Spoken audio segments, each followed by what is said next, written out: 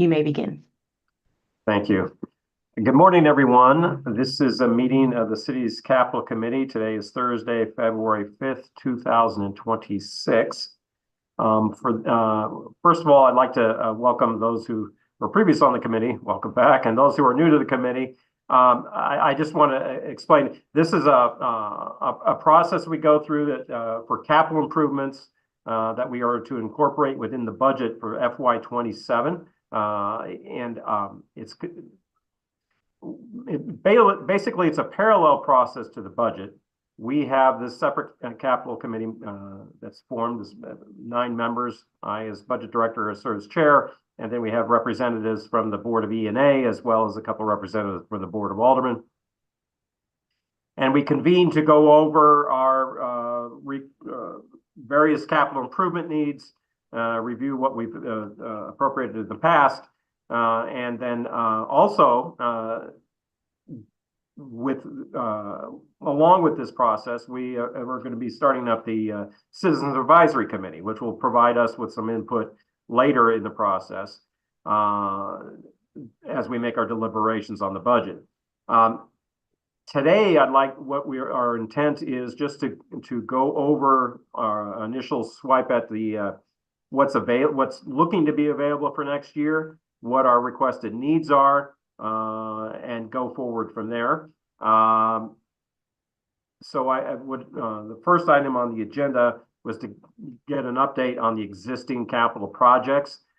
The first and the item I'd like to point out within your packets today, and I will share screen for a moment.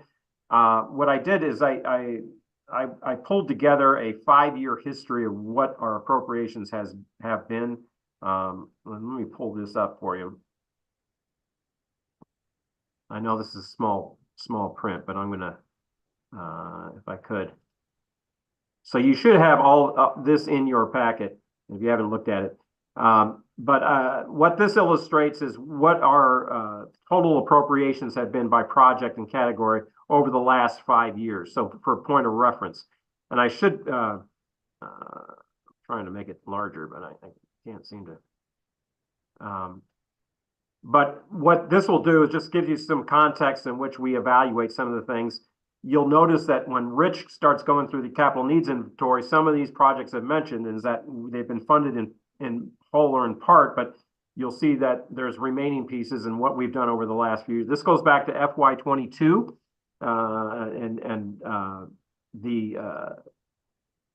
the funding goes back to FY22 and it goes forward. FY22, there was a supplemental appropriation in FY22. FY23, a supplemental appropriation in FY23. Then you have the general obligation bond funding in FY23. Then the FY24 budget, FY25 budget, and FY26. I've also included in the far right-hand column what the appropriations of capital were from ARPA. Just again, that was supplemental to all our other capital needs, and just to give you an idea of what was appropriated. And I also included within this, just for context, a line what our appropriations for St. Louis Works, because that is in fact capital, although it's separate from this process. And so in total, you can see this is in total is almost $500 million here, 520 or just over $500 million, $521 million. Including 164 million in ARPA and the remaining through their capital budget appropriation. Hey, Paul, just before you get too deep into this, we're still looking like we're in a practice session. Are we going to come out of practice session?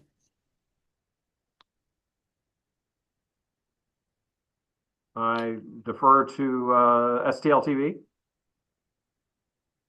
Just fixed it. Thank you for catching that. Start over. Do I need to repeat my spiel? Okay. Again, welcome all.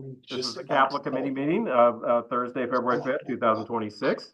What we are reviewing today are our materials for the Capital Committee process that parallels our budget process for the fiscal year that starts July 1st, 2026. What I am sharing on screen is a history of appropriations going back the last 5 years, the FY22, just to give some context to as we discuss ongoing project needs. What this does is it sort of illustrates how we have appropriated monies going back 5 years. And then you're going to see when Rich Bradley goes through his updated capital needs inventory, where that fits in with what we've appropriated today. And as I mentioned, over the last 5 years, we've got appropriations totaling $521 million. This includes $163 million, which was from ARPA, but the rest being from our capital fund budget. In addition to, as I mentioned, St. Louis Works line item, which is there as well. There we go.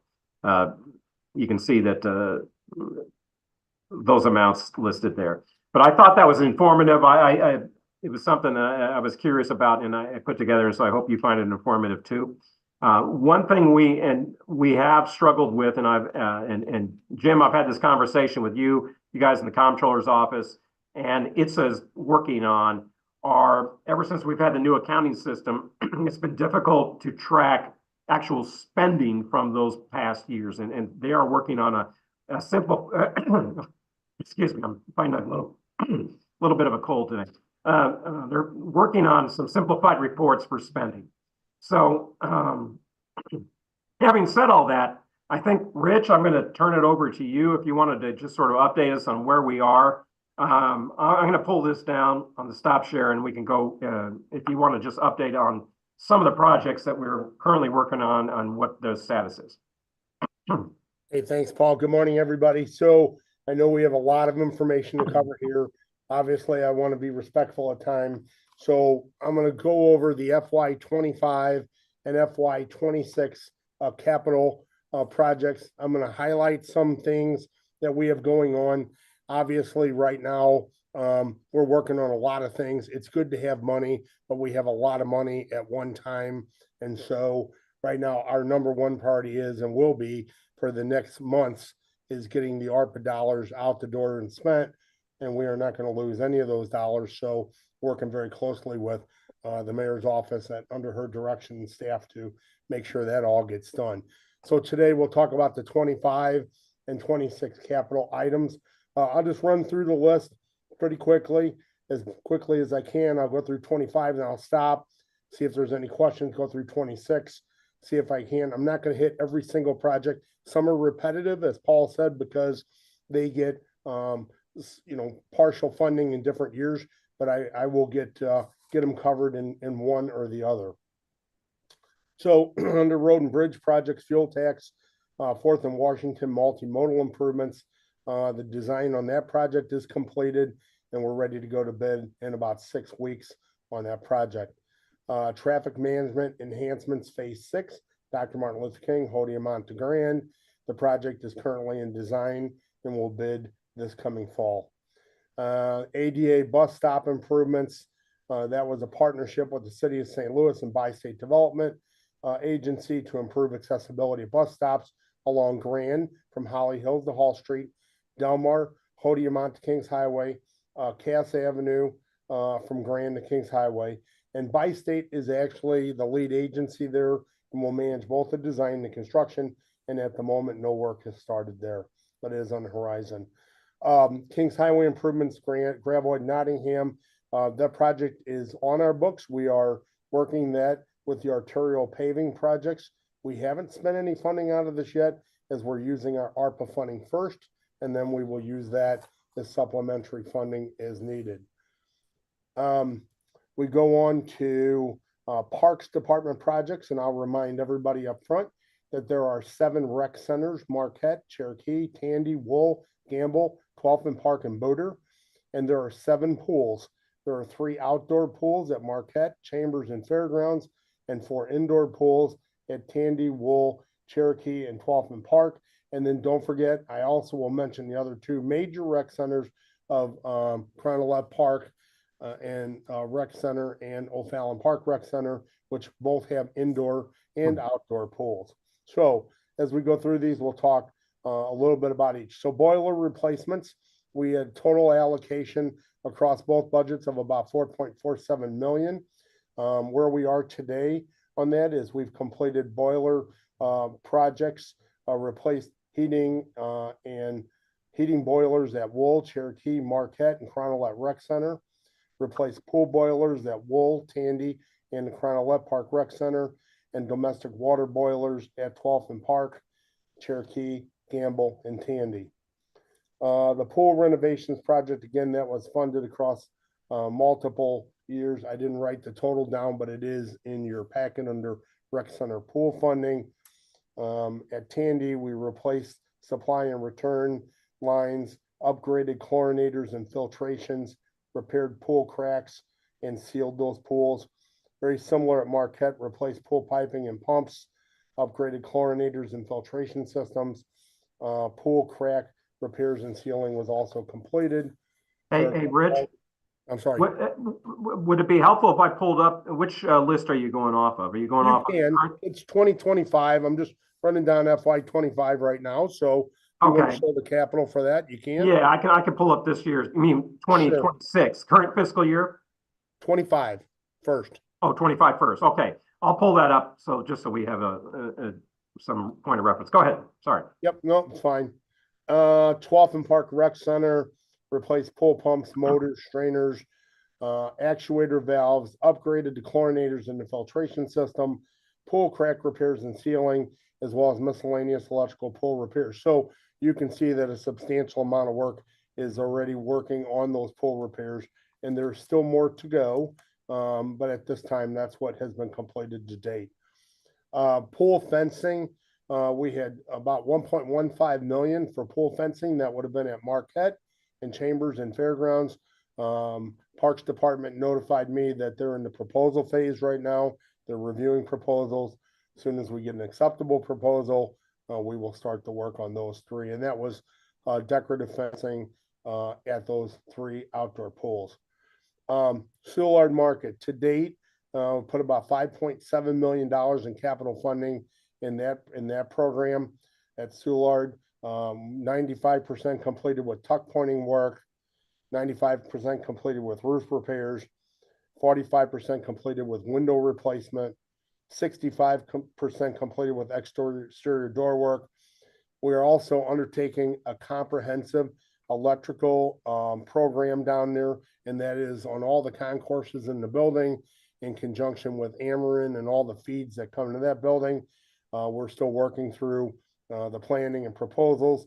We have not started actual work there yet on that. And then same thing with plumbing. We're doing a comprehensive plumbing upgrade down there to all the plumbing systems, bathrooms, so forth. And again, that is in the planning phase, design phase. So we have not started that. About $5 million so far of work has been completed down there. So a lot of good things happening. HVAC upgrades at rec centers. We had about $1.8 million in capital funding. At Gamble Rec Center, replaced 2 rooftop units, a 35 and a 20-ton unit. At 12th and Park, we replaced 2 rooftop units. Sorry, stay with me. At Marquette, we did extensive hot water heating pipes replacement, convectors and fan coil units. Cronolette Rec Center, installation of rooftop units for the gym, pool dehumidification units, repairs, a loop pump replacement, steam generator replacement for the sauna, and some other miscellaneous piping for the HVAC system. At the O'Fallon Park Rec Center, miscellaneous repairs to the HVAC system were completed, as well as the pool dehumidification units were repaired. And then at Wool Rec Center, replaced air cooling chillers in process. I'll jump down to the fire department. We had a Quint 107-foot hook and ladder. It's ordered. We're waiting for the delivery. We had a Quint 75-foot hook and ladder. It's ordered and waiting for delivery. And the Quint refurb boxes are in process. And I would believe we're relatively close to being completed with that. That was a renovation project for the Quint fire trucks. Under the police department, the substation electronic door controls, North Patrol, Central Patrol, South Patrol. We have a proposal and we will begin work on that shortly. The Academy, replace HVAC unit for one front office, second floor is in progress. Hydronic boiler heating, replace North Patrol, Central Patrol, South Patrol, completed. South Patrol Division, replace water boiler, water heater tanks, completed. Police Department Headquarters, replace uninterrupted power supply, completed. We drop down to municipal buildings, other municipal buildings, the medical examiner, replace air purification unit, completed. Medical examiner, replace 2 refrigeration units, evaporator and ventilation, completed. Central industrial garage welding equipment and ventilation is in progress. City Hall bathrooms, I'm sure this is one that will get everybody's attention. That is about 15% completed. Those are 4 restrooms on the southeast corner on the first, second, third, and fourth floors. And they are anticipated to be back up and in service in about 8 to 10 weeks. So we're working there and we'll get those completed. Circuit courts and circuit attorney, courtroom modernization, we had given about 2.2 in capital funding.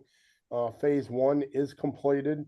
About $409,000 in electrical work, and then $746,000 in sound and system upgrades in those courtrooms is completed.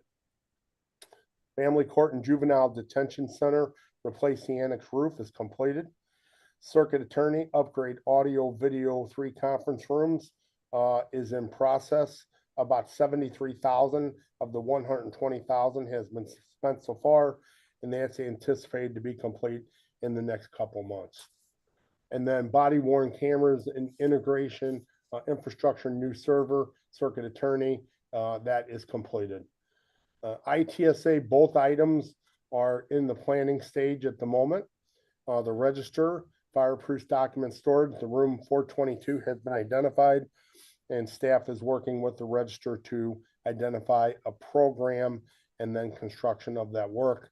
Currently, we need to move the people out of the room before the work can begin, so we've been delayed just shortly, but thanks to Public Safety and the Building Division for vacating the room for the register. The comptroller, telecom system replacement, about $6 million was put forward to that program. That program is in process. And then I think that's all I have to report. Miscellaneous building repairs for $1.5 million. We have spent the majority of that funding on electrical, mechanical, water leaks, roofing, just about anything you can imagine that pops up over the course. And I would say at this point in time, 95% of that funding has been allocated. So I'll stop there and take a breath and see if there's any questions on FY25 before I do 26.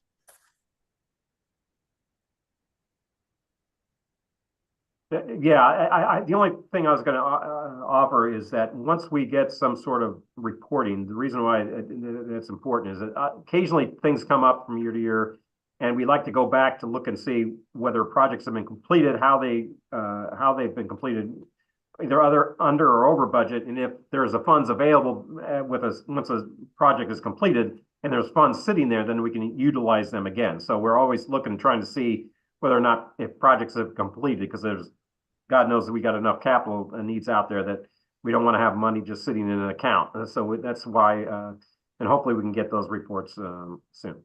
So, thank you, Rich. So I'll reiterate the point that you made in the beginning, Paul, for all the years of doing this up until the new system came on board. We received a monthly report from comptrollers. It listed all the funding sources, accounts by item, and every PO or contract listed underneath. And so at any snapshot of a 30-day window, I could tell you what was budgeted, encumbered, spent, and available. Unfortunately, the system today, the way it works is you have to extract things by project number. It is very cumbersome and tedious. And so it's very difficult to get to these numbers and figure out in easy terms what you have left. Okay. You want to throw 26 up, Paul? Sure. Please. Yeah. Let me see if I got it here without.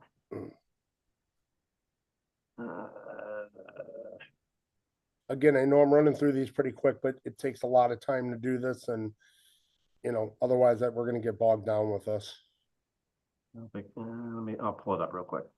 Okay, while you're doing that, I'll go ahead and start. So FY 26 capital budget, right at the top of the list, road and bridge project fuel tax, Cass Avenue improvements. We have put about $4 million in match share towards a $21 million project. This is an NGA related project from Grand to Tucker on Cass. We're working with SLDC, but what my understanding is there's a grant and an earmark for this project. So at this time, we should not need to allocate any additional funding towards Cass Avenue. It should be funded to complete that project. And SLDC is leading the charge on that project. River to Pier improvements, we put $655,000 towards that. It is in design. It's about 5% completed. And currently, we're looking at construction in fiscal year 28. Traffic management enhancements, phase 7 from South Broadway, Marceau to Carroll. It is in design, 2% completed, and construction is anticipated in FY 27. Traffic management enhancements, phase 8, North Broadway, Cass to Riverview is in design. It is 5% completed. It is also anticipated to be in construction in FY 27. And keep in mind, those projects I just noted are all grant funded projects. We have grants for them. So 80% of the cost of those are paid for by the federal government. Old Stable Bridge, we had put about $120,000 towards that previously. We're going to do repairs on it. After looking into it very deeply, the bridge needs to be replaced. So we applied for an STPS grant to replace that bridge. So you'll see in the upcoming request for projects, we will be asking for some funding for that. Traffic management enhancements, phase 9, Skinker to Canterbury, from Canterbury to Etzel is in design. And then I want to drop down to streets, and I want to talk about the ADA transition plan. So to date, I believe we have given about $4 million for the ADA transition plan, $6 million. And currently, we have a number of projects in design and have been completed across the board. And so we continue to spend that money. We do have some ADA projects that are in ARPA, which are our priority right now to get spent. And so get those spent out by the end of August and early September. Recreation center upgrades. So recreation center upgrades were at Wool. Electrical upgrades were at Wool is 100% complete. Cherokee is 100% complete. And Marquette is 75% complete, pending a switchgear update from Ameren. Public safety, fire department, EMS vehicles, 820,000. Josh is on the call, and I will introduce him at the end of my spiel here. But Josh had a meeting with fire yesterday. This is for ambulances. He is working with fire on their needs for these vehicles as well as all the other fire department vehicles. Courtroom modernization courts. Phase 2 contracts are signed and the work is currently being scheduled. These projects are a culmination of work with the court administrator, Amanda Sadamka, and my staff and facilities. Some are managed by them, some are managed by us, and some are a hybrid. Civil courts building facade repairs, $825,000. The design is completed and we're ready to start construction. Again, this is one where you're going to see we're going to ask for funding for a number of years going forward. The building has face panels and other features that are need repairs, to keep the face panels from falling off the building, keep water infiltration and other things from happening. All these big, beautiful buildings that were built 100 years ago now need a lot of work. Civil courts revolving door, they're working on the specs, and they should be out to bid here within the next month or so. Civil courts building lighting retrofit LED, floors 1 through 6 are completed. Work is in progress on the lobby and the courtrooms. Carnahan Courthouse steps, waiting on a PO from comptroller and then start work there. Courthouse service elevator modernization is in the proposal stage. Carnahan Courthouse drinking fountain replacements, waiting on a PO, and we'll start work there. Circuit Court's uninterrupted power supply, working with the courts to find some additional funding. They opted to have a emergency generator rather than battery power. The emergency generator is estimated at 1.1 million. We have about 650,000 we've allocated in capital. At this time, they're not asking for any additional. They're trying to find money within their own funds to do this. Circuit Attorney restroom renovations is currently in construction. Let's see, Switch Network Recapitalization, ITSA. They received a federal grant to fund most of these upgrades, and they're spending the grant funding first, and then they will come back and see what they need of what's left of the capital funding that was allocated for $130,000. The Cisco core switch replacement is in the planning stage. Same with the Hyper-V server replacement in the planning stage. And then, I'm just going to talk for a second here about the vehicles and what we have on the bottom with refuse trucks. So, as I mentioned, Josh Cambich is the new Commissioner of Equipment Services. Chris Amos retired after many, many years of service. We have a new street director, James Jackson, director. And so we're working with James on refuse trucks and what the needs are there. We have 1.5 million in this budget for refuse trucks, seeing what he wants to buy out of those. Other city vehicle replacements, I believe there's still about $3.7 million. We're working our way down the list of vehicle replacements. One thing I want to say about what Josh is doing that's substantially an improvement from what I have seen is that previous to now, Equipment Services really based a lot of vehicle replacements on just straightforward, mileage, age, hours, whatever is there. So that is still true, but what Josh is doing is working with each of the commissioners and directors to make sure that we identify critical operational vehicles that need to be replaced and put that into the mix. So what you're going to see is when we start going through these lists of vehicles, they're a little bit different than what you've seen in the past. We know we allocate certain amount for them, but it's a lot more communication, a lot more collaboration with the departments, because obviously they need them to perform the work. We also need to be able to maintain them. So I don't know if you guys have any questions for me at this time on 26 or Josh. I'll stop there.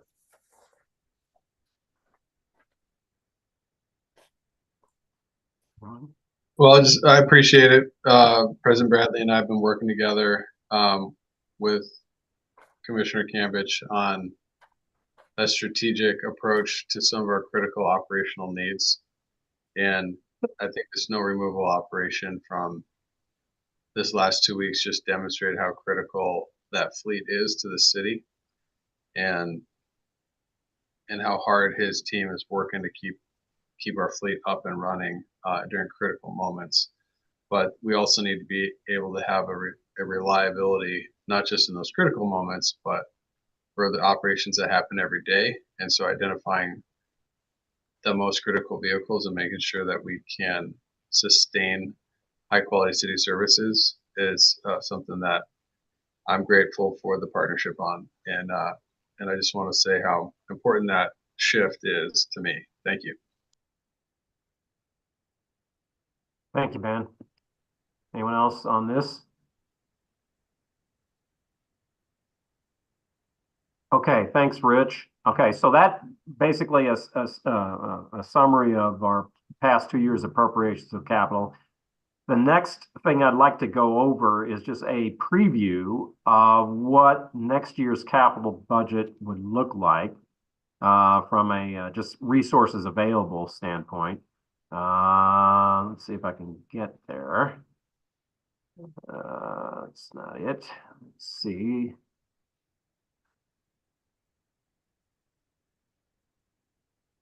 Here we go. And I will start sharing this.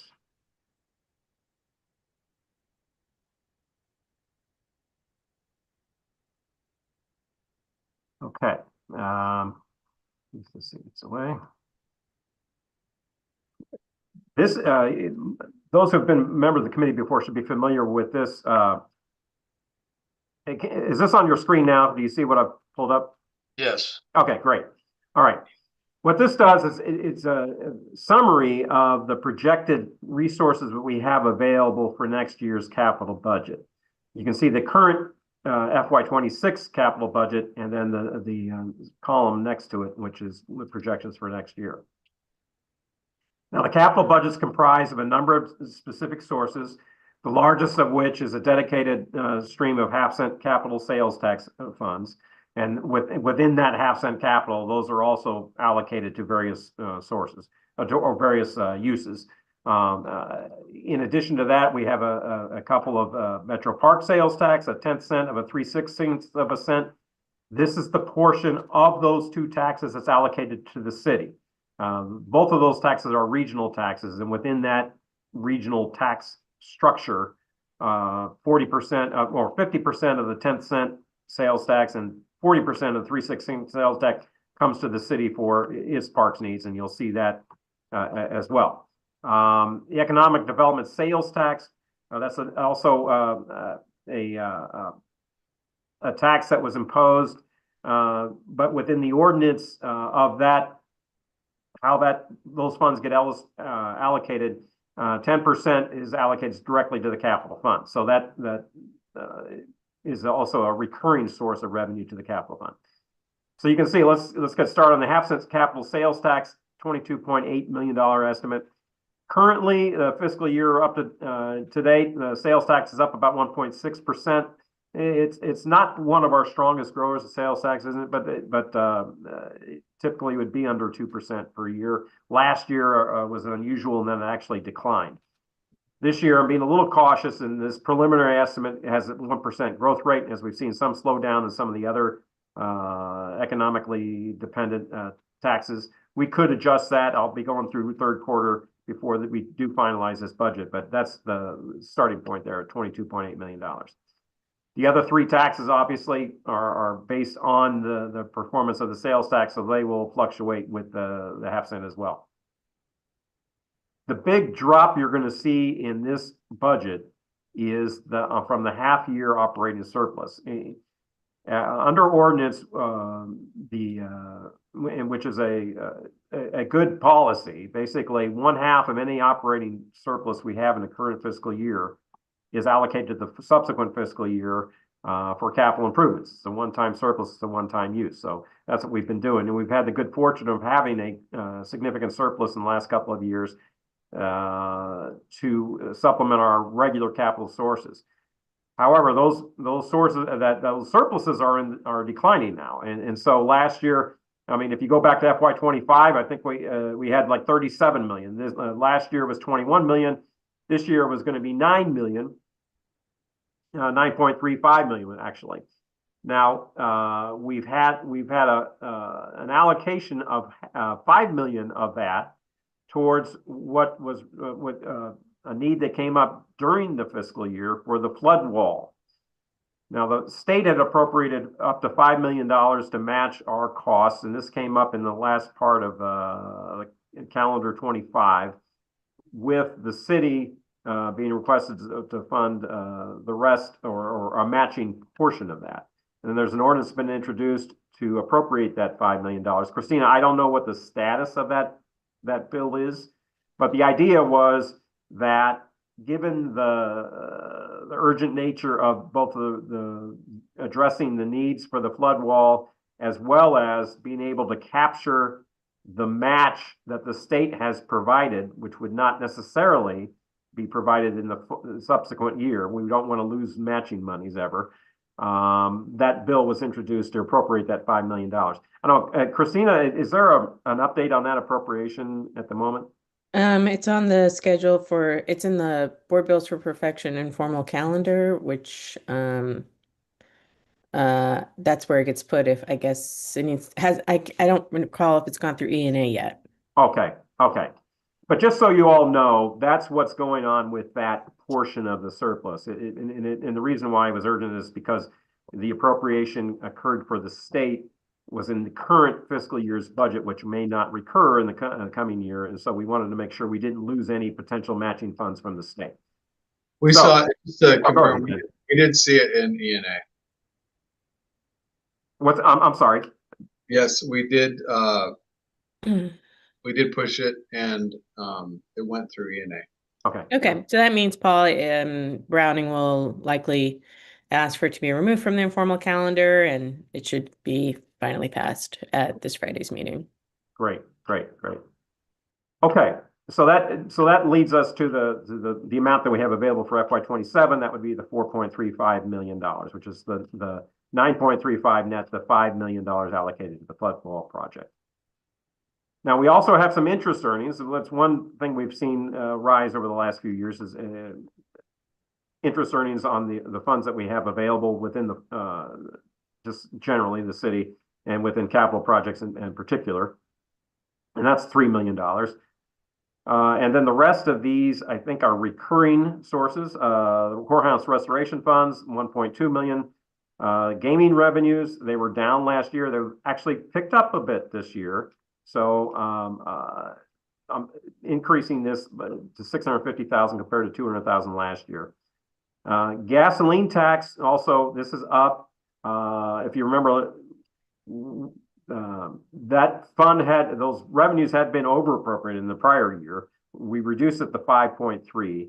The 6.8 is pretty close to, I believe, where we estimate it's going to be flat from here on out, because the last increase, this was based on a structured increase of 2.5 cents per year for the last 5 years.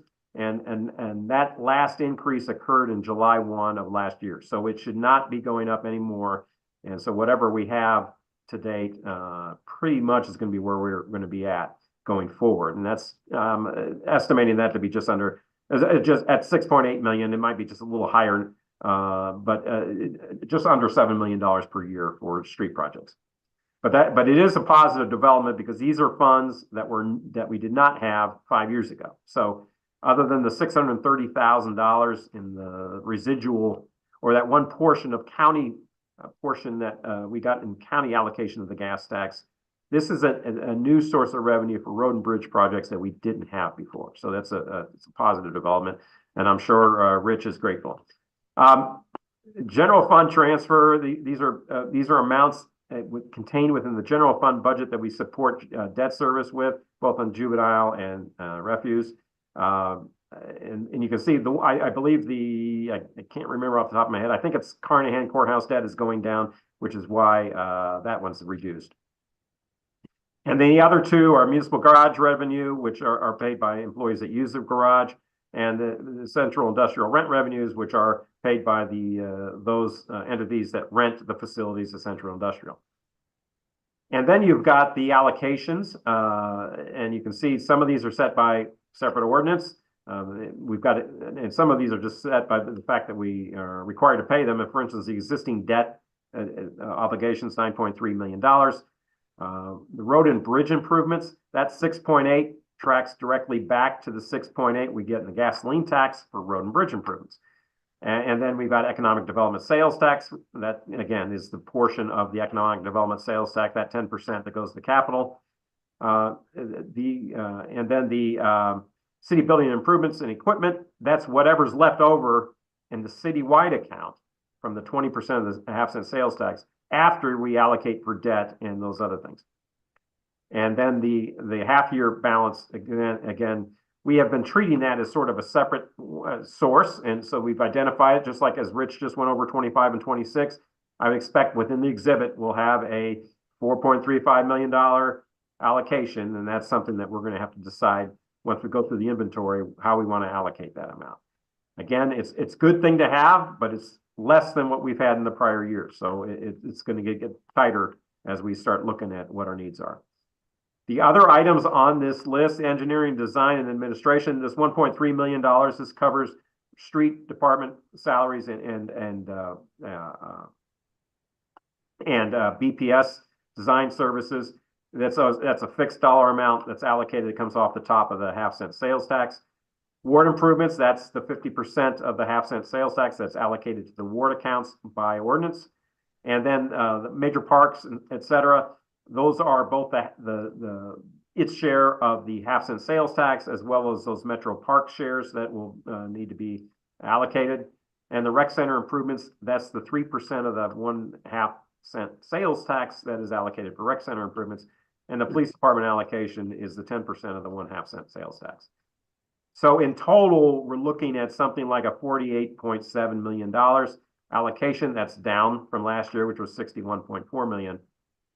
And of course, the details need to be worked out, and that's what we're going to be looking at over the next month and a half or so to come up with a recommendation. Are there any questions on any of these sources and uses? I know this is sort of the 30,000-foot level, but if you have any questions, let me know, because we've got a big list of needs that Rich. Okay, yeah, go ahead, Ben. So maybe I didn't catch on when you said the first time, but is this kind of fluctuation normal on let's say in the last 10 years in terms of reduction in our projection? Actually, yes. Well, what's unusual about it is that it's usually the lower level, right? If you look at it from a recurring standpoint on these sources, typically we would not have had this big number here. See this 21.2? That's half of the prior year's. We usually don't have surpluses like that. That's not a recurring thing. These other ones are recurring.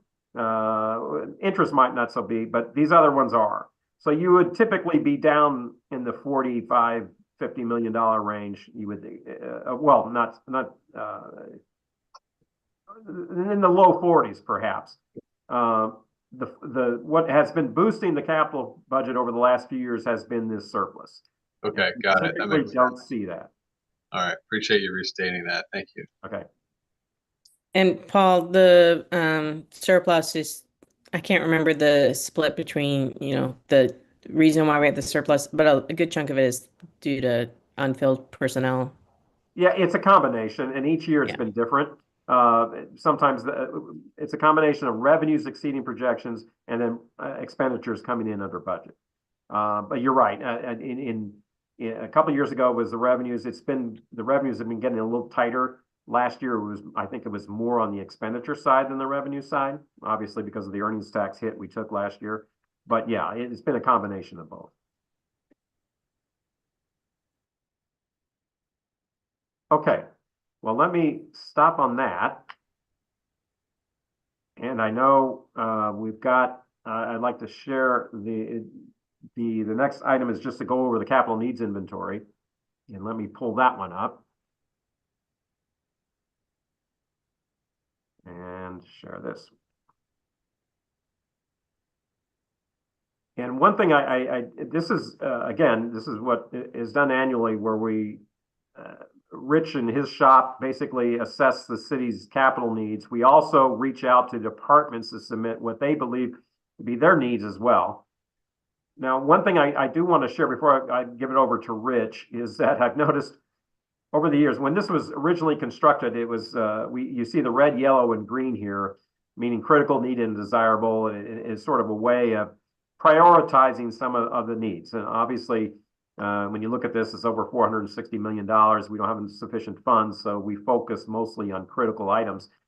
And I believe there's sort of been a movement of sorts where when you ask departments whether it's critical, needed, or desirable, somehow the requests start to lean towards critical because they know if it's in needed or desirable, it's not going to get any funding. So I only say that to just allow your own interpretation in some sorts of whether things, when you get into the criticals, some things are more critical than others, and I'll just leave it at that. Rich, no, go ahead. Sure. I think I've noticed, we've been noticing this trend over the past couple of years, so I am interested in hearing ways that we can get better information about how to evaluate projects beyond just the department self-ranking. And one of the things I'd be interested in learning more about is how projects would lead to reduced expenditures in other areas, such as utility costs, and being able to motivate department heads to identify those kinds of projects, or for us to do more citywide improvements that could then, be earned back by the departments for capital projects. But just setting up the incentives so that we're um, uh, being more strategic and getting better information. No, I actually agree. And one of the things that we've always pushed, although it not always gets through, is that those items which have a particular benefit in terms of if you spend funds, you will see reductions in operating costs or promotes efficiencies elsewhere in operations. Those are always usually given a little bit more higher priority. At least at least in my mind, they are. And then also those funds, particularly when you talk about federal funding that's also available to match, or other grants that are available to match, those we give a high priority to as well. But yeah, I agree with you in terms of pushing departments to suggest that those things which need to be identified, such that you can say, hey, if you do this, we are going to have this. We have the opportunity to realize operational savings, and we can demonstrate that. And I think the demonstration of that is important. I think because you can say that, but you have to be able to document it. And I always mention the LEDs conversion for the lights, because we can say, hey, look, we invested in these conversions from traditional lighting, and we have seen reductions in our electric bill, and that's something you can point to. And those kind of projects, I think, get a higher priority because of that. All right, without any further delay, I do want to just hand it over to Rich, and he can start us along this capital needs inventory. Thanks, Paul. So I do want to build on that comment just a little bit. I think that is definitely something we would love to do.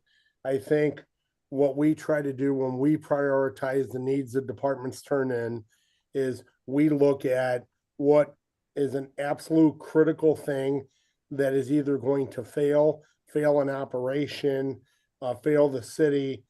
It's going to possibly save some money somewhere along the lines.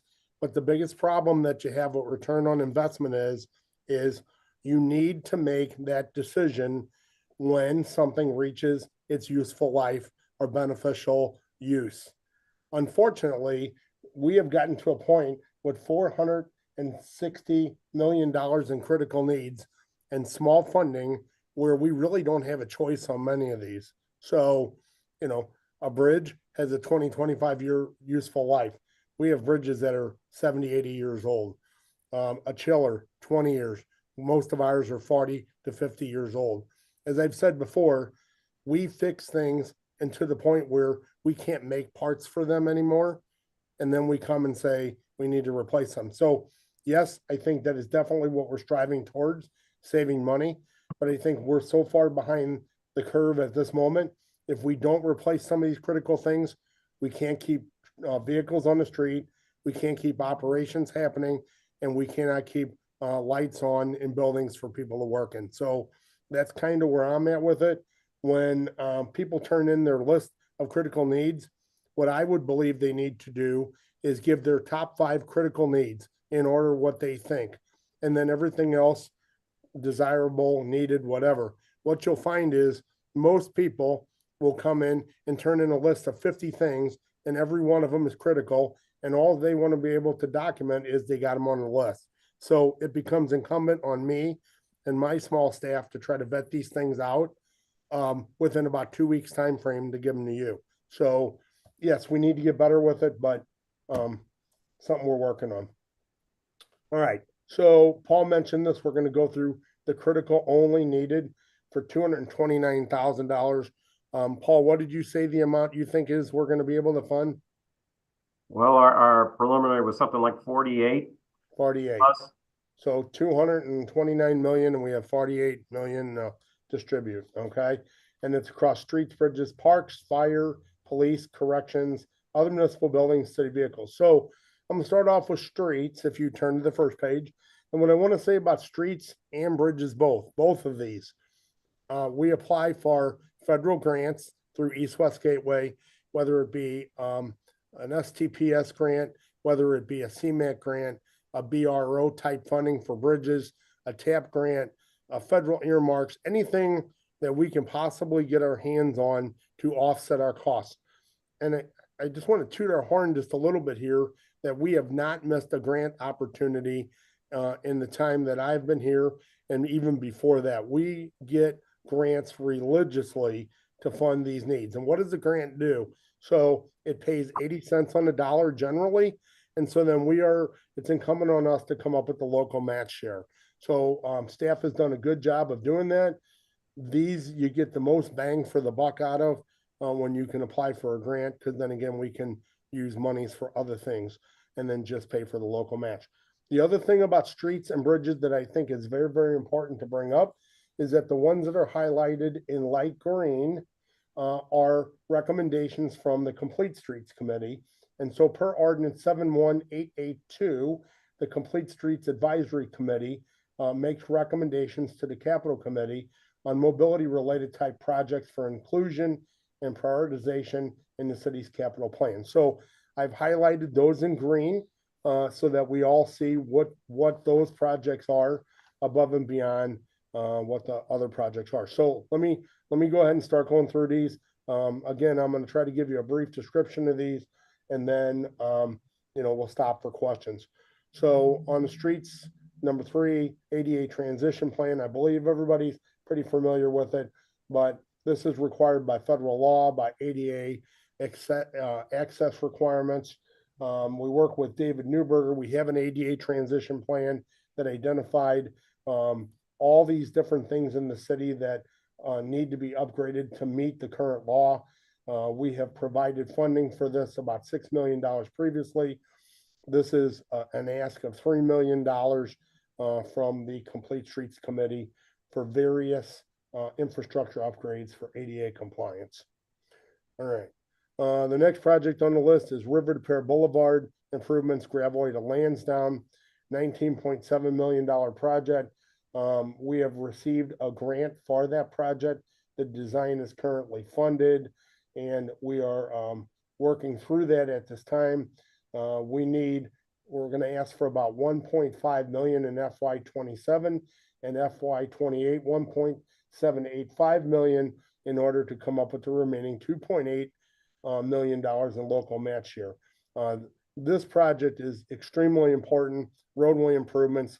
If anybody's been down a River to Pear Boulevard between Gravois and Lansdowne, a lot of accidents, a lot of fatalities. It very much needs to be improved, and this project does that. As I go down the list, arterial street paving, that is a place marker. We have allocated over the years funding anywhere between about $1 million and $3 million annually. This helps to get our arterials milled and paved. We've done it 2 different ways in conjunction with the street department. If streets has the capacity to do this, we save and get more done because obviously we own the labor and the equipment. We don't have to pay for it, or we can contract out like we are doing with ARPA funding due to time and manpower and equipment constraints on those. So anywhere between, I would say, $0 and $10 million would be a good ask for this cycle for arterial street paving. Underground downtown lighting vaults. This is the replacement of 11 downtown underground lighting vaults. These power where the power for the street lights are in. We previously funded $1.250 million over a couple different years. This is the remaining $750,000 to complete that ask from the traffic division, street department. Signal timing and detection. We've also given funding for this previous to now. This would make up the final $1 million.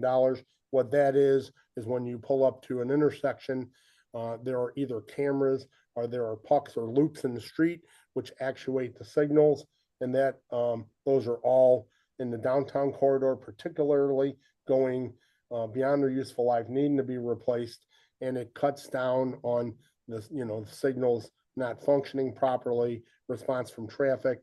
They can be timed better to keep cars from idling longer. So it is a good project. Traffic management enhancements, phase 9, Skinker to Canterbury. Again, this is a complete streets ask project.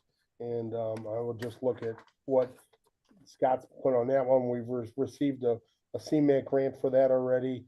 We've already received some funding for that one. We need $1 million for partial construction this year, and then $1.040 million in 28.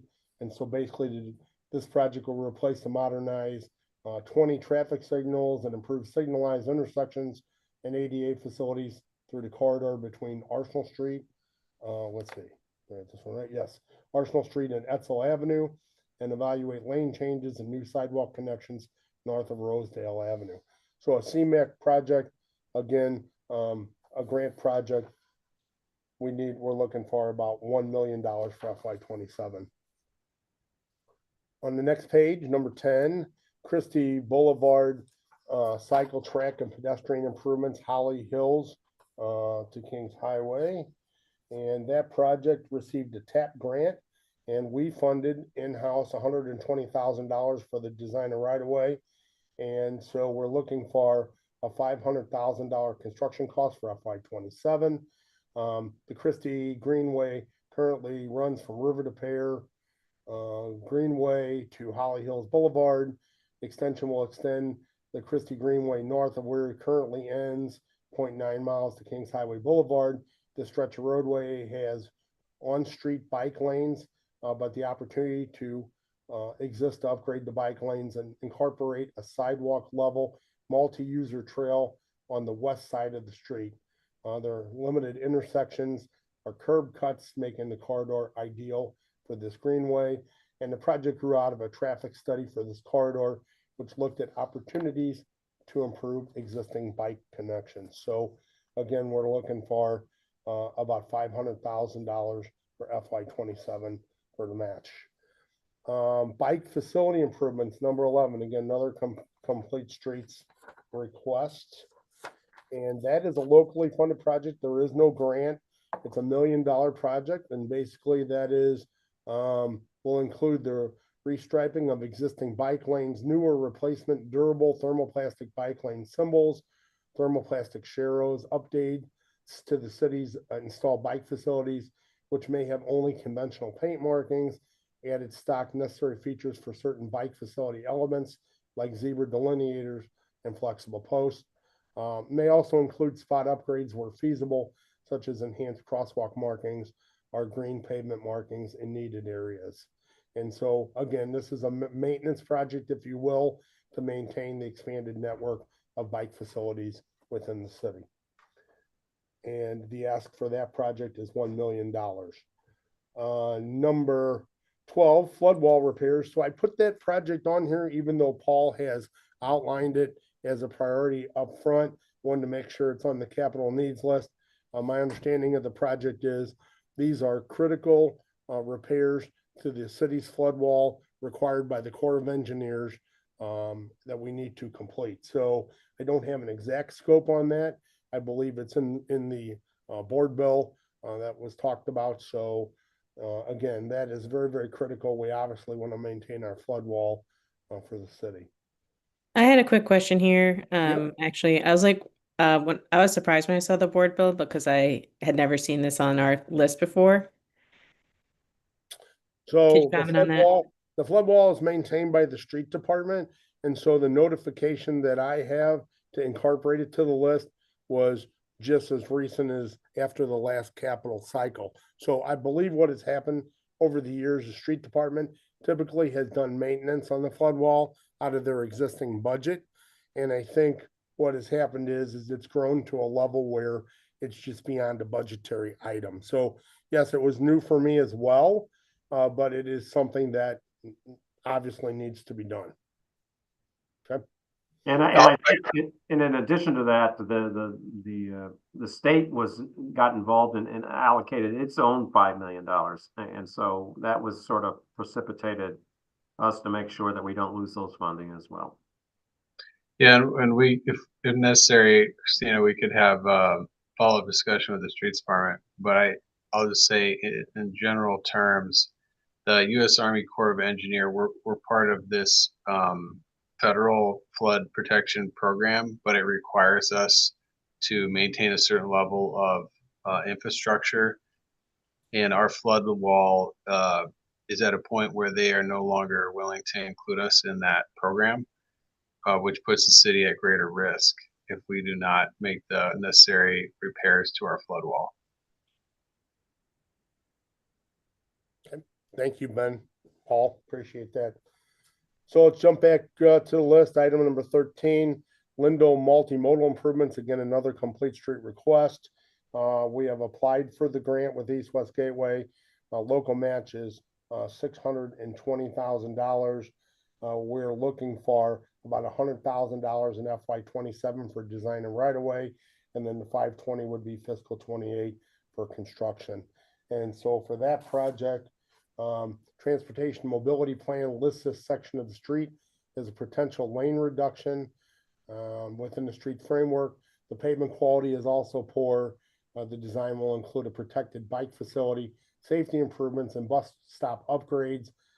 Preliminary conceptual design has been completed through a Ward Capital funded traffic study project.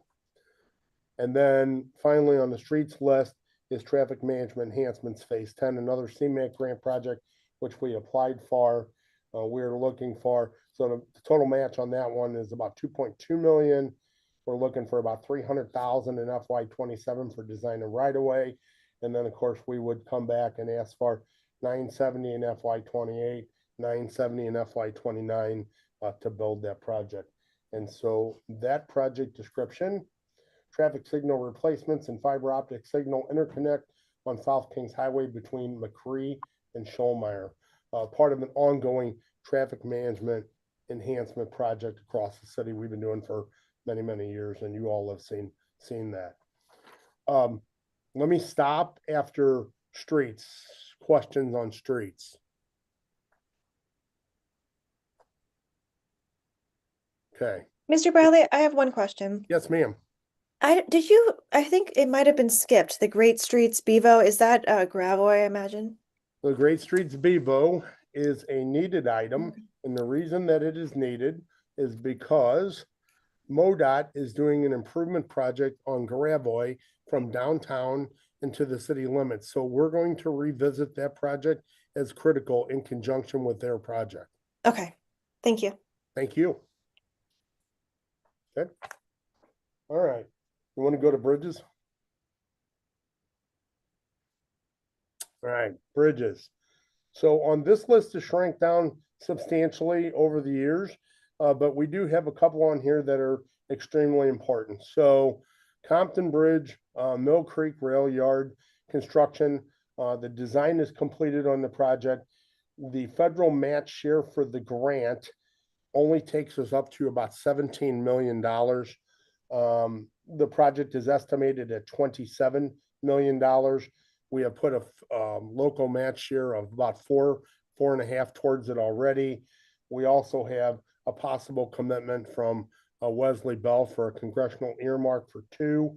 So at this time, we're looking for an additional $3 million for the local match share for that project. Now, this project has been going on in design since about 2019. So there have been a lot of increases in costs and tariffs and different things that have come up here. And so, you know, the cost has just escalated over time. We are planning to bid the project relatively soon here. It's ready to bid now. We're waiting on a couple signatures from the governor on a piece of right of way. Once we actually get a bid, we can understand how much we need, but we are relatively sure if the construction estimate is $27 million, it's not going to come in at 21. So we're asking for an additional $3 million to supplement the construction of that project. And again, $17 million federal match share is a good match share towards a $27 million bridge. The next project is Columbia Southwest Bridge construction. That is a very similar explanation that the federal match share only takes us to about $6.3 million. We have about $2 million in match share from the Union Pacific Railroad already. And we also are looking for an additional match. Plus, due to staffing, we will probably need some funding for construction management of that project. And that project as well is ready to go to bid for construction. But we have one temporary construction easement that required to go to condemnation. It was the only way to get it. The courts ruled in our favor, and now we're just simply waiting for a number to pay the property owner so we can remove and replace their driveway apron before we bid the project. And then the only other critical project that is on bridges, well, there are two. I'll come back to the other one. Old Stable Bridge, which is Complete Streets recommendation as well. This is in Forest Park. And the description on that one is this bridge is approximately 600 feet west of Pagoda Circle, crosses over the waterways in the park. The bridge is currently 104 years old. Remember, I said bridges have a useful life of about 24, 25 years. We got our money's worth out of this one. So it's an off-system bridge, and it is not on a major roadway. And so we are going to reconstruct that. And so what we're looking for there is we have 120,000 already allocated from previous years. We don't need any match share from FY27 zero, but we will be looking for $660,000 in FY28. So that is on the horizon. And the last one that I really want to have a couple minutes to talk about is the old MacArthur East Vehicle Approach in East St. Louis. The MacArthur Bridge was closed to vehicular traffic in about 1981. In 1989, the city of St. Louis exchanged the MacArthur Bridge to the Terminal Railroad for the Eads Bridge. And so Metro runs under the lower deck. The city owns the vehicle deck on the Eads Bridge. The MacArthur Bridge belongs to Terminal Railroad, except the East Approach, which is still in East St. Louis, was cut off from the bridge in about 1989. And the bridge still sits there. The approach sits there. It joins nothing. It has no useful purpose. It never will. And so the demolition cost for the bridge was estimated to be about $3 million. And so working through an agreement with the mayor of East St. Louis, Mayor Charles Powell, Mayor Powell and East St. Louis would like to have that structure and the existing right-of-way in order to do some development within that area. And so there is currently a board bill going through the Board of Aldermen right now to give that structure as it is, which is a liability to the city and serves no useful purpose, to the city of East St. Louis at no cost. So when that's clear, we will pass that bridge over to them, and that will be $3 million saved by the city. So we're real happy about that one. Okay, questions on bridges? And one real quick one. Could you refresh my memory about on system versus off system? You mentioned the Stable Bridge was off system. Yeah, it's just different pots of money, Paul. And so on system bridges are generally on major arterials like Kings Highway, Grand, those type of things. Any off system bridge means it's not on the East-West Gateway or MoDOT designation of an on system road. So it comes out of a different pot of money.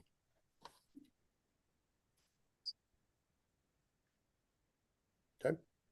All right. You want to jump to C, Parks, Recreation, and Forestry.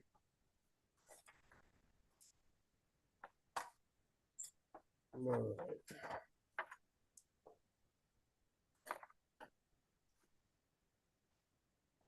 So we'll start with number one, Solar Market renovations.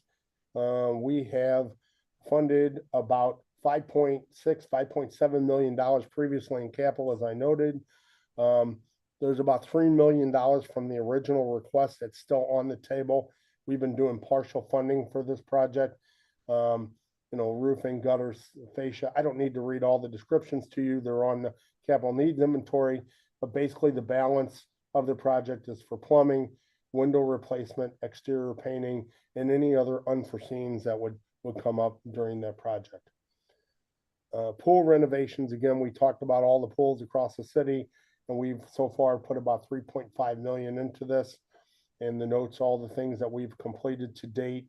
$2.5 million is the remaining ask, and Kim notes that this should be the end of the ask for now. Again, we've partially funded these across the board, so this could be a good candidate to do some partial funding for additional pool repairs.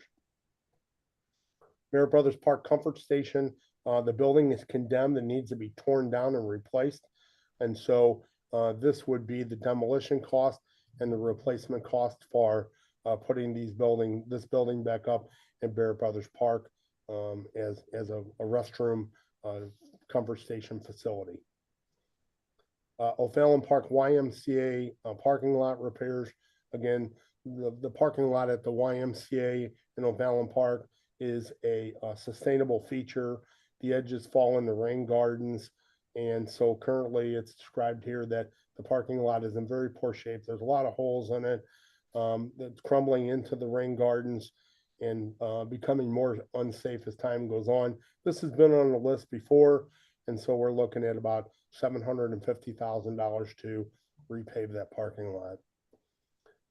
The next one is repair and replace glass block exterior wall at Wolf Center, about $3 million. This is a structural issue that's going on.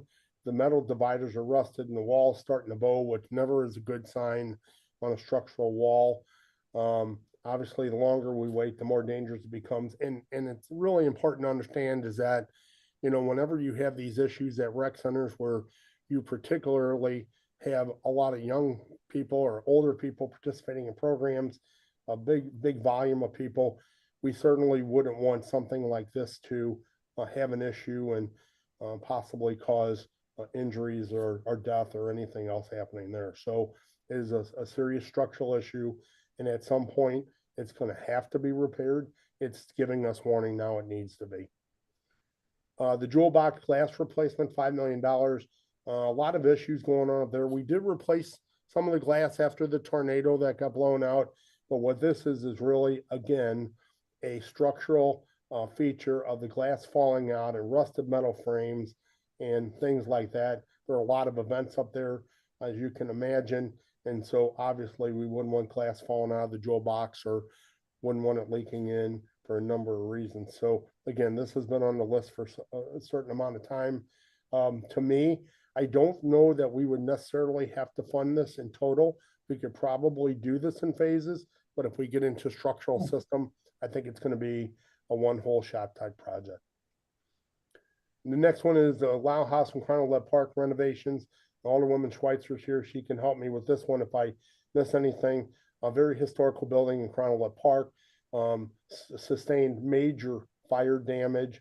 And so the neighborhood organization, the Cronowlet Park Advisory Board, Parks, the alderperson, alderwoman, and all of us have been working together trying to figure out ways to come up with funding to renovate that building and save it.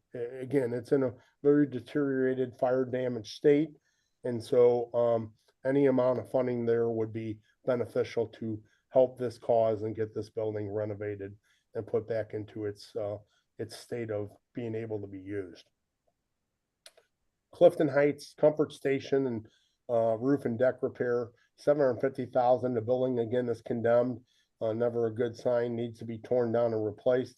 The alder has committed $100,000 2 years ago, but we still need to come up with the remaining $750,000 in order to tear the building down, complete the design work, and put a new comfort station in Clifton Heights Park. And then I think that might be all for parks. New fitness, 13, next page. 13, new fitness equipment for all rec centers. This is a relatively new item for the 7 city rec centers. It would be replacing the workout equipment in those facilities, highly used by the residents, peoples in the neighborhoods. And then this one that's on here next, 14, under-counter ice machines for all rec centers. It is marked critical because obviously they use these in the buildings, but I believe that either through parks budget or through discretionary funding, we should be able to take care of this item without worrying about getting it within $50,000 minimum capital type project need. Paul, do you agree with that? Yeah, that's something they could probably accommodate with transferring within their operating budget. Typically up on there, Yeah, And, capital items. again, I'd like to are- look at other ways to fund that, so, I wouldn't think too much about that one. Right. Then we have forestry, if you'll page down to that one. So the hazardous tree removal project number one, I jumped. we've done about $2.2 million previously for this. This is, for staffing shortages, with street trees, help, Commissioner Jankowski get those removed. There you go. And then there's an ash tree removal project for 550,000. We previously funded about 2.6 million for that one, and those are the removal of the ash trees for the emerald ash borer, which we've talked about for so many years, hazardous, and they eat the trees up and they fall on houses and cars and so forth. So again, staffing shortages and emergency getting those ash trees down before the emerald ash borer takes them down and creates more liability for the city. Another one on here, 1413 North 13th Street parking lot lighting. You can remove that. I funded that 2 days ago through discretionary funding, again, under the $50,000 minimum. So we'll get that taken care of. And then finally, 1415 North 13th Street, the Mangelsdorf Seed Building. This is $400,000 to replace the garage heaters. They have staff that work in the garage. And as you can imagine, with the cold weather, we've had the heaters are failing. Most of them have failed already. We can't repair them. So this would replace all of those heaters within the Mangelsdorf Seed Garage for for the forestry staff to work in that building. And I also have facility staff that work in that garage as well. So I'll stop there with parks. Questions on parks?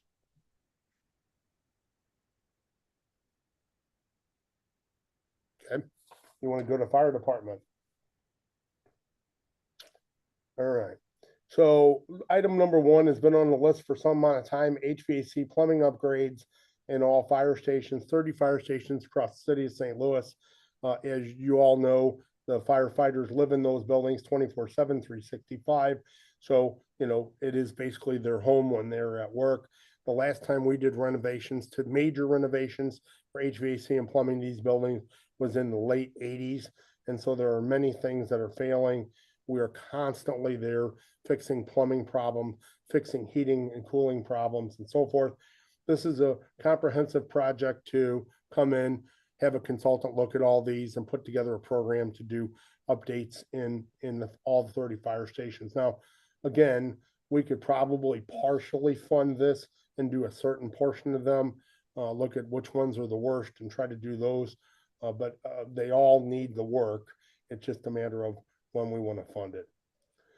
Number 7, firehouses replace carpet with vinyl tile. Again, those fire stations were all most of them were done in the late 80s. And so what they did was they covered over old wood flooring in most cases with square carpeting or roll stock. We've come back with square carpeting. We've replaced carpeting multiple times. The folks, eat and drink and do all these type of things. And the carpeting in most of these fire stations are, as you can imagine, you come back from a fire and have to trudge through a room to get to a shower, drag all that dirt with you, or pretty dirty. We've cleaned them to the point where they can't be cleaned. This would put in a heavy duty vinyl tile in those bunk hall areas to keep them easily maintainable with a mop. You're probably asking, well, what about the other fire stations? Some of the older ones actually have terrazzo floors in them or had vinyl tile in them already that we've piecemealed together. So these are the remaining ones that need to be completed. The next item, number 8, all firehouse engine houses, fire station driveway aprons and driveways. And that one, there's $3 million, concrete driveways into all the fire stations. Many of them are cracked, broken, sunken. We've done a lot of patching here and there. The problem is we pay, millions of dollars for equipment, and the fire truck pulls into the driveway and the slab kicks up and damages the fire truck, which we've had multiple occasions. So these slabs need to be removed, reinforced, and put in heavy duty to support generally single axle, very, very, very heavy trucks. Number 12, training tower retrofits, $500,000. So basically, What that one does is it makes improvements to the fire department training tower at Jefferson and Cass and allows them to do their practice up there, to burn fires in the building. Got a description here from the fire chief. I can pull it out real quick.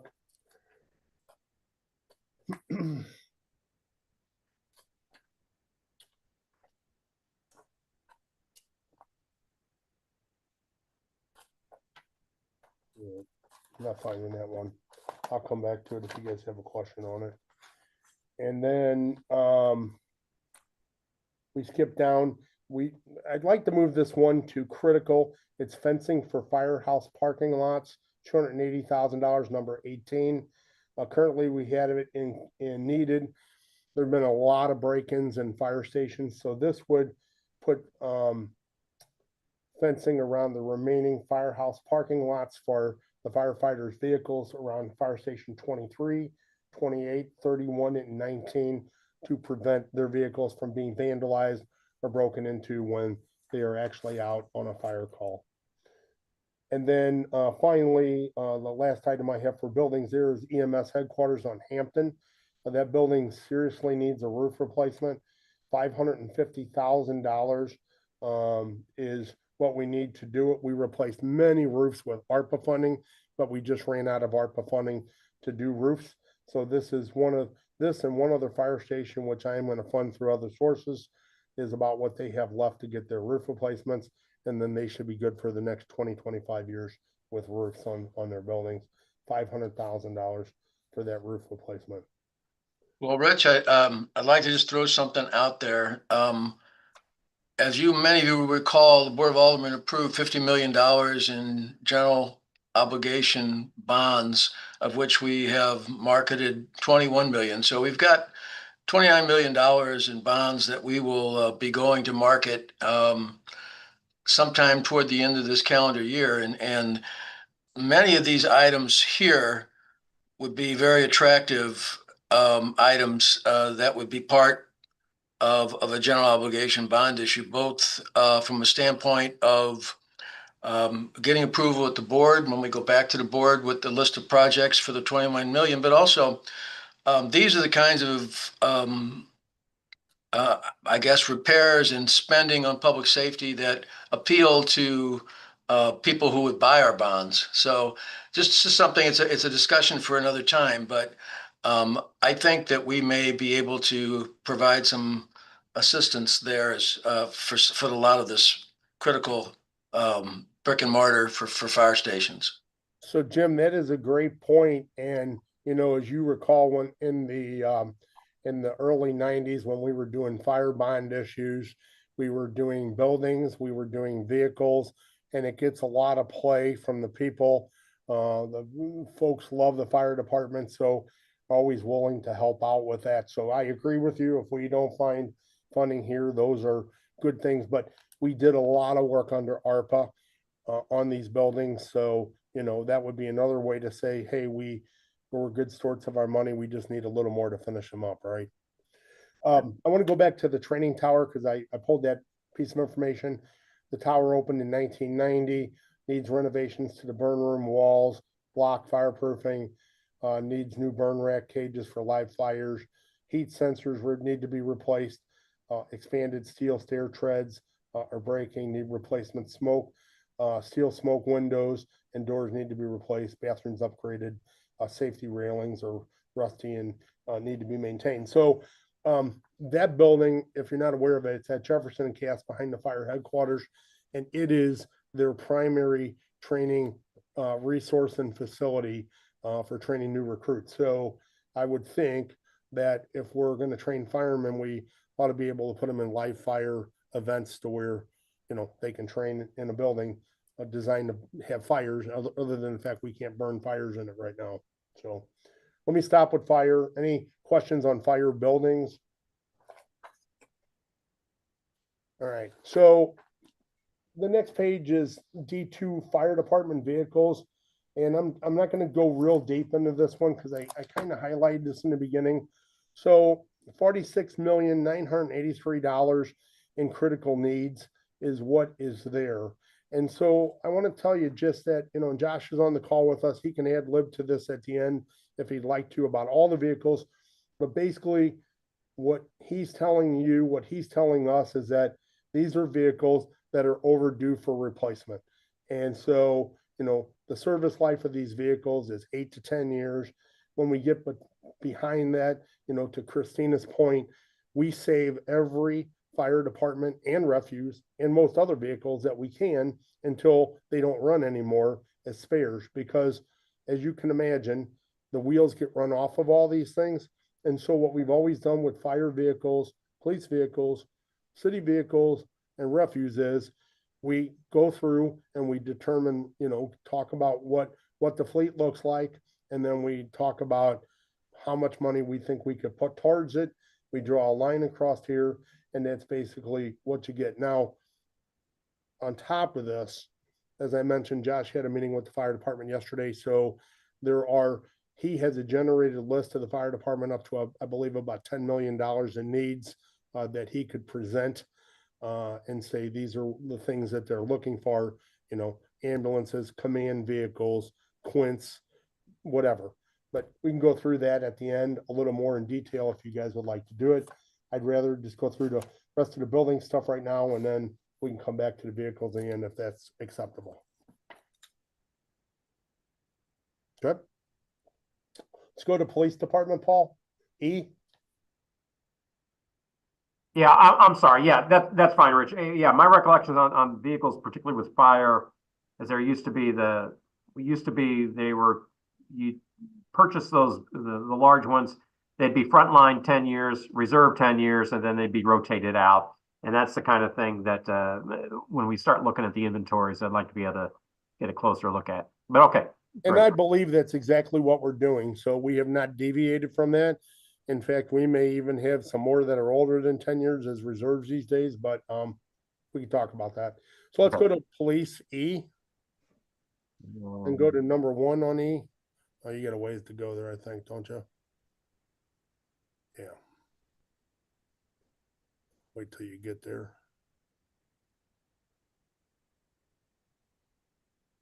Okay. So the police department is one of these departments that sent in a list of a lot of needs, and they were all priority number 1. And so some of these things have been on the list. I'll try to highlight that to you. And some of these things are new, and I'll try to highlight that as well. But generally, these are the items that, you know, I looked at that I thought were good, critical items that probably needed to be addressed or had been on the critical list previously. So the first one is number 3, ESD Fleet Services. This is the Laclede Garage. This falls right back to the discussion of, you know, energy efficiency. We've been updating a number of buildings across city to LED. We've just been working in City Hall recently doing it as well. $550,000 to put all new light fixtures. Let's see, and repairs to the HVAC system at Fleet Services on Laclede in order to get that building more sustainable and more energy efficient. That's been there for some amount of time. Hey, President Bradley. Rich, yeah, I see Ben's got his hand up. Go ahead. Hey, President Bradley. I was just wondering, can you give a just overview of how this model for capital needs works with the police department under state control? That's a great question, because I don't exactly know, because we are still just doing business like we have always done in the past. We still are running the garage. We're still maintaining their facilities. We're doing all these things. I would think, and Paul, correct me if I'm wrong, that we're keeping track of all the things that we're doing, and that would apply towards the budgetary requirement of the police department. Yeah, I think you're right, Rich, and I think this is evolving as it becomes more clear how the operations between police and police and the city become as the transition becomes more firm. Typically in the half-cent sales tax, there's been a 10% allocation by ordinance for the department. So that piece we have been appropriating each year. The largest portion of that piece, by the way, is for debt service. So there's a little bit of left that would be typically allocated towards fleet or something else.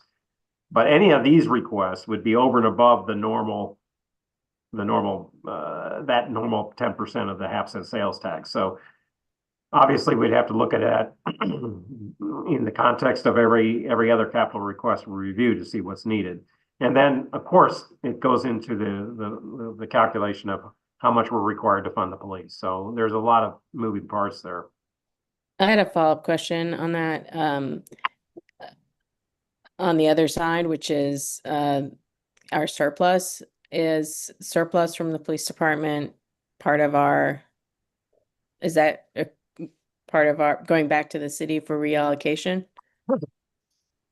Any year in which you don't spend monies, all monies reverts back to the general. Okay. fund. So yeah, Oh, is that the case this year? yeah, that doesn't change. That has not changed. So if it goes back to capital, and it goes back to reserves, and that just like it would normally.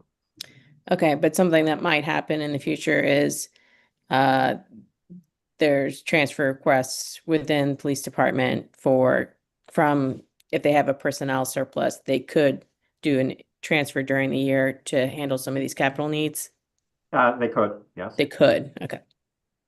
You know, one of the point about transfer of properties back to the SLMPD state control, there's a meeting scheduled next week. It's not finalized, but there'll be a meeting next week as the first sit down between the city and the police department to, I guess, begin that discussion. But more importantly, I've gone by memory. I think the state legislation that set up state control basically said that we've got to be complete with the transfer of assets and brick and mortar by June 30th of 26. So I'm not saying we shouldn't look at this list, but it may be, I don't know, something that it won't be necessarily our concern. And that may be, Jim. Again, I'd have to circle back with the city councilor's office to see where everything's at any given time to make sure. Right. So in other words, Jim, just to say that, repeat that back to you, there could be a scenario here where all of this is real property that is then the police departments to manage and maintain. Yeah, currently, with the exception of new police headquarters and the building on 59th Street, we accepted from them when they came under city control, and the transfer back of all those other facilities, brick and mortar facilities, should occur with that same normal movement of title. So I don't think there's going to be any hang up. They gave them to us, we'll give them back. I don't see any hang up with most of these buildings. Like I said, the building on 59th Street, which is one that was acquired with bond issue money about 12 years ago. And then when they moved into the new headquarters building, it was a combination of police department money, police foundation money, and bond issue money. So that one we're going to have to unpack, and it's going to take a little more time to figure out how we do that. Because I believe that 59th Street and perhaps a portion of the existing headquarters are collateralized still by the bonds that were sold to finance them. Thank you. So Jim, that gets a little more complicated, which I'm not going to really get into here, but not only the brick and mortar, but what you have to remember is I have staff that work for the city in many of those buildings. So mechanics at the garage, facilities folks at all the police stations and so forth. So I guess the thought needs to be is whether that's going to be an MOU between the city and the police board of, do we continue to do that? Or do they take employees? I don't know how that's going to work, but something just you need to think about. Is this gonna, yeah, I guess one similarity could be with the circuit court building, like we don't own that, but we have an agreement to support it. Well, actually, it's a city-owned building, but Oh, I okay, think that the courts have their Use own people to, yeah, I think it's the other way, yeah. okay. It's a different, yeah. I don't want to venture too far into the operations side because that's a I think there's still a lot to be worked out with that transition, but yeah, but point taken in terms of what we need to consider when potential allocations of capital funds is something we absolutely need to take into consideration. Yep. So let me run through the capital list for police and then, just so that we all understand what the list is. So we talked about fleet services with the HVAC and lighting. We'll move down to the forensic, number 10, forensic lab. And so comparison microscope for 50,000. And that is a comparison microscope for the firearms section necessary to analyze bullets and casings and crime scenes. And so staff has 6 examiners. The unit has 4 microscopes to share. However, this is 3 of the microscopes have not worked, and this is the 4th that needs to be replaced, exceeding 10-year life expectancy. So it's a piece of equipment for the police in their investigation. 50,000. The next one, 11, is a gas chromatographer, chromatograph spectrometer for 120,000. Purchase this item for the drug section to analyze various controlled substances necessary to identify all chemical substances and determine if an individual violated Missouri controlled substance law. So that one is 120,000. Then we're going to get into a series of HVAC improvements at a number of their buildings. So like 14, the Academy, replacing a 25-ton AHU. You look over, it is 50 years old and in poor condition. Again, as I mentioned, many of these things we cannot get parts for. We make parts, and when we can't make parts, they fail. 42 is a communications building, logging recorder. This has been on here for a substantial amount of time, $500,000. My understanding of what this is it logs the calls and catalogs them in the communications building. This is part of their 911 answering system. The number 53, Academy water-cooled HVAC unit, 15-ton unit, 30+ years old. 54, split system HVAC, 225,000, 30-ton unit, 40 years old. The 55, split system classroom HVAC, 175,000, 15-ton unit, 40 years old. 56, Academy split system simulator room, 10-ton unit, 40 years old. 57, water pressure plumbing in poor condition in the Academy, and have had a lot of leaks over there with that system for 125,000. 58, the cooling tower and piping, 175,000, 25-ton locker room, 50+ year old in poor condition. Academy 59, AHU 1 heat only, item issue AHU 1 heat only for the gym, $80,000 replacement, 1990s unit, fair to poor condition. We've had issues with that. 60 Academy AHU 2 heat only gym, 80,000, 1990 fair condition, 500 MBH. We've had issues with that one. 61 Academy RTU gym, 125,000, 20-ton unit, 10+ years old. RTU number 2 gym, 62, 125, 20-ton unit, 10 years old. 63 security upgrades to the lobby. I'm going to ask you to remove that off the item. I'm working with the police on that now. They funded that through other means, and we're doing that, so that is no longer there. The communications building, this is a partial radio system replacement, and this has been on the list for a certain amount of time, and I think it's a big number, and I really need to tell you what this one is for. So this is 8.2.5 million. The manufacturer, which is Motorola, announced that the city's 18-year-old radio communication system will reach the end of its support in 2029. This request begins a multi-year purchase to systematically replace that system. The city's radio communication system will remain viable, needs to remain viable through the next decade, providing a life and mission critical communications for our police, fire, and EMS, who rely upon this 800 meg communication system, public safety. And then 65 is an IT item. That is a real-time crime center VM host refresh for $108,000. And that one is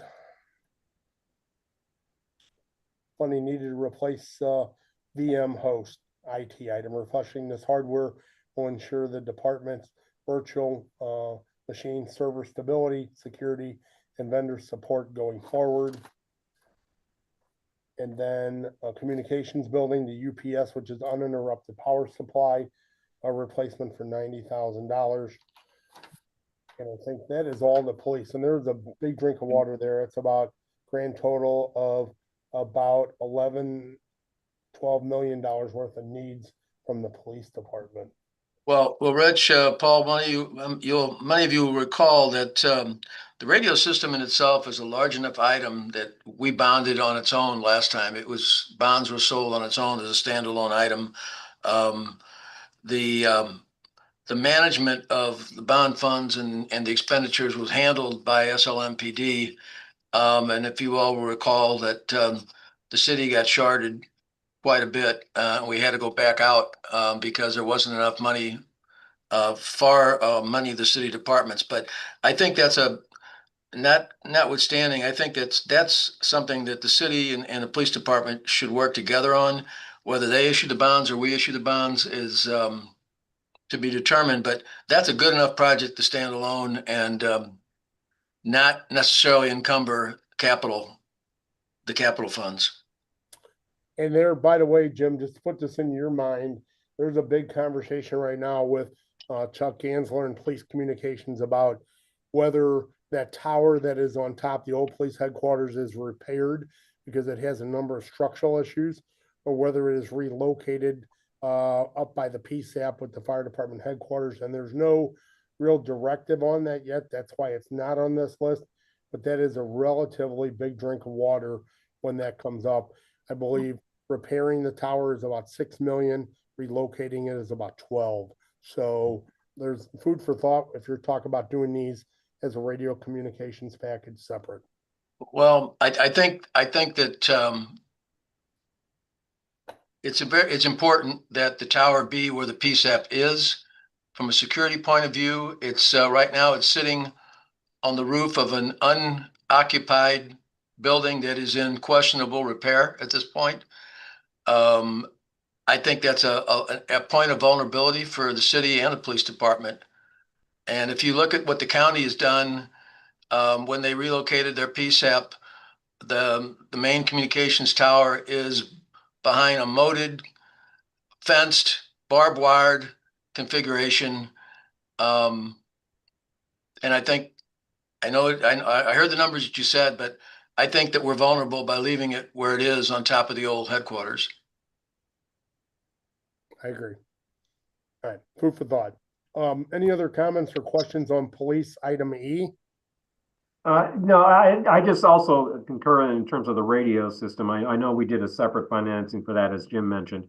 Although maybe the years are running together. I couldn't believe it's been 18 since the last one. I thought we did one more recent than that. But we'll have to look at that and look at potential sources for financing that.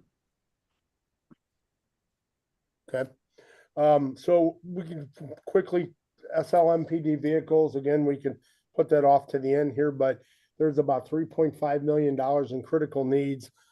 There are about 50, 60 Tahoes that the police department is looking at replacing.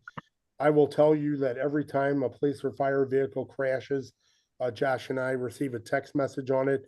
I would say on average, a police vehicle crashes 2-3 times a week to the point where they need to be rebuilt in their body shop. So, these vehicles really take a beating. And the reason we're doing the Tahoes is, as we've mentioned before, is for the officer safety, for the equipment they carry and all those things.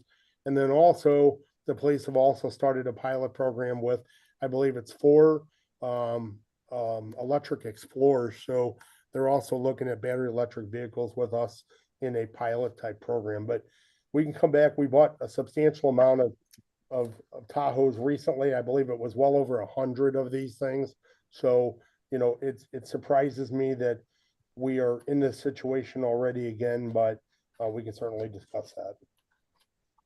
Let's go to F for corrections and other public safety. So on the corrections list, I will say that at the moment, we really don't have any critical projects there.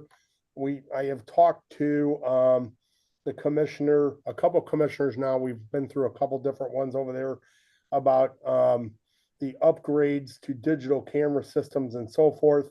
And, you know, there's different schools of thought. So at the moment, that is a needed item. You know, I will believe when Commissioner Haywood decides he wants something on this list, he will turn it in along with public safety. And I had no requests from this year for that. And then the other item was an HVAC chiller, which was kind of questionable, but we've been doing work on that. So I don't think that is critical that we need to consider that at this moment. If you turn to the next page, the big item, the big ask is for the public safety answering point building, which is at Jefferson and Cass. So we have about $43 million for that project. The project is under construction. It is a little over 30% complete.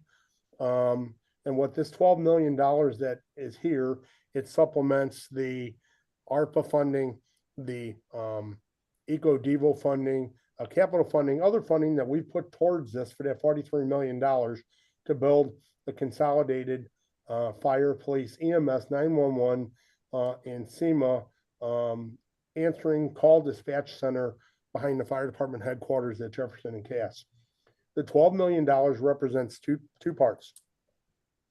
$6 million of that is the remaining construction cost to finish the facility with all the internal furnishings, fixtures, etc., as well as whatever outside civil work needs to be completed outside of what the funding we currently have. And then there's $6 million in here, which is for the radio technology, consoles, all the stuff that needs to go in a 911 center, the technology portion to make this work. So that $12 million is going to become critical here relatively quickly at the end of this fiscal year. If we have the shell of a building and we don't have the operations on the inside, or we can't finish everything with the building to make it operational. So I'm going to see if there's any questions on that in particular, if I can answer any of those. That had some ARPA funding, correct? It did. It had Significant amount of ARPA almost funding? 25 million. Right. A lot. And that wasn't thought to be possible to be considered within that funding source, or? That's all allocated for the construction of the building already, and it's in process and will be all expended by September of this year. Okay, thank you. Yes, ma'am. We have also been allocating another portion of the Economic Development Sales Tax Trust Fund that goes to public safety. It's about 1.8 million a year to this project as well. And if you look at this year's budget, you'll see that item was for that, which I assume which also would be incorporated in the next year's budget. So that's another 1.8 or so, depending on revenues, that could be attributed to this project. Hey, Rich, can you confirm this is scheduled to be complete in the spring of 27? Is that right? So the idea of it is it's scheduled right now to be completed first quarter of 27, but it's going to become critical to get this money at some point here in the next few months to meet that schedule. At some point, we have to finish the building and the inside of it. Right. I was just confirming the overall timeline. When you say first quarter, is that first quarter of fiscal year 27 or calendar year? I believe it's the first quarter of the calendar year 27. I will double check that and get back to you. I mean, right now, this funding is not holding up the schedule. We are moving ahead with everything we need. We do need to get the radios ordered and the equipment ordered for the inside. It will become critical, but it's not at the moment. Yeah. Well, And- one of and- the, Go ahead. I'm sorry. One of the things that I don't know is being looked at, I'm not part of this discussion, but I know that in the past, when we've had critical needs for radio equipment and consoles and that sort of thing. There is a financing mechanism from the vendors that we deal with. And yes, the interest rate is higher than if we bonded it out or we financed it internally. But if it's that critical, I hope somebody is looking at that $6 million worth of equipment that can be financed by whoever the radio vendor is at this point. Motorola. Well, I know that from the past, they've been open to that. Maybe that could shave that number down considerably.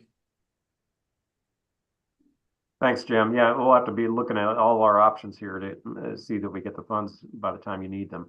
And then the other thing that popped in my mind is, as we talk about radios, is because I know you talked about police needing radios, making sure that all the systems are consistent, that we've got this new system that everyone's on the same platform, that we don't have departments conflicting with their various radio equipment and frequencies. Okay. You want to go on to tab G?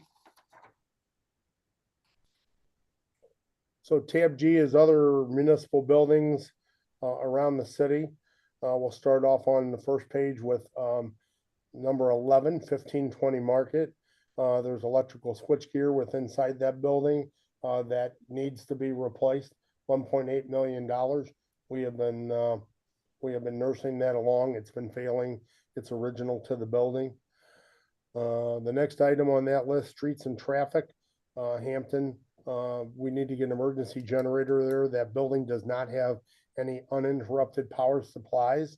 And, that building serves during many of our events, just like the most recent snowstorm, as, an operations center for, making sure the streets are plowed and different things are happening. So we redid the building during the flood a few years ago for about $3.5–4 million. But the building has never had an emergency generator. So $350,000 was the estimated cost for that.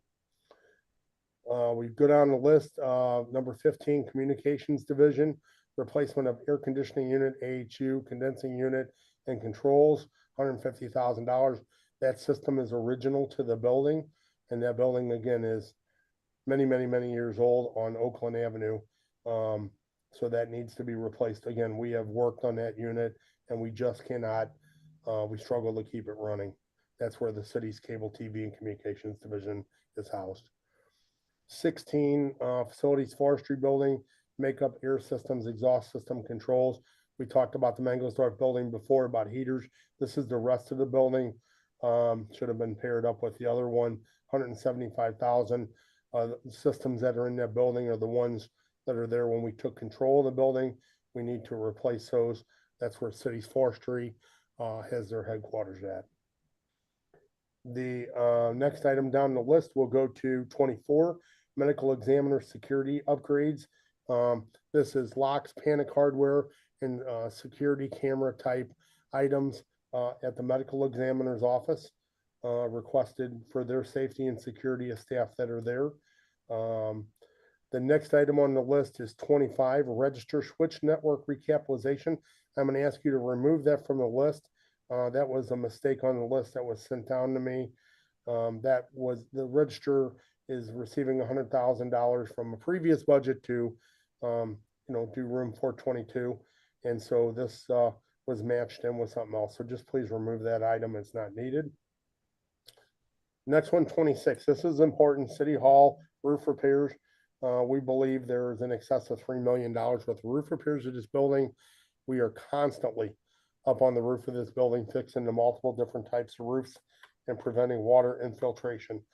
What we'd like to do is get about $1 million a year for 3 years, $500,000 a year for 6 years, something substantial that we can do a roof repair program to this building. I would love to replace the roof, but we just cannot afford to do that. Flip over to the next page. This item is on the list. It's been sitting there for a while. It's a basement toilet room ventilation. It's a code requirement item in the civil courts building. The mechanical room was ventilated. We cannot find an easy way to upgrade the toilet vents in that building. We leave it on the list. It is critical because it is a code issue. but at the end of the day, I would tell you, it's not at the top of the list for the courts folks, so it just stays basically on the list until such a time that we might find some funding or find a better way to do it. The next one on the list, 5, civil courts building, new water service, 900,000. We learned a very valuable lesson when the Carnahan Courthouse, the water line broke there because it was original to the building. This water line is original to the civil courts building. It has not failed. We've done patches to it, but it will fail at some point in time. So we would like to get that replaced and be preventative and proactive as opposed to reactive. The next one on the list is civil court sound Wi-Fi upgrades, 3 million. I would ask you to remove that item from the list. That is all part of the courtroom modernization project, and so it was redundant and is no longer needed to be a standalone item. Hey, Rich, I was going to just enter, we're running up against time. Is everyone okay if we go a few minutes over? Or?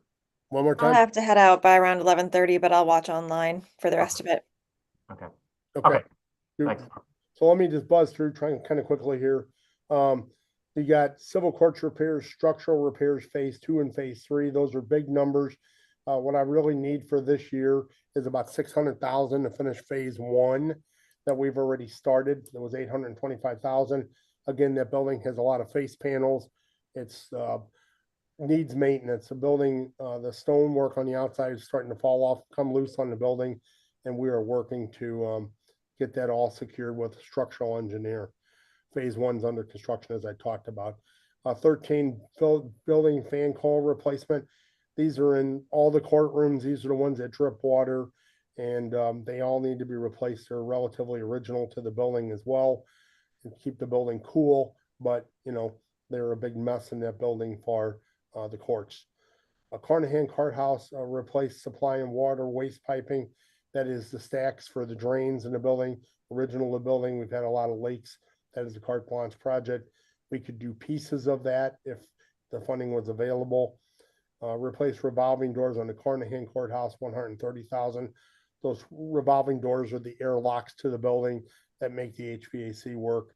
We're doing one on civil right now.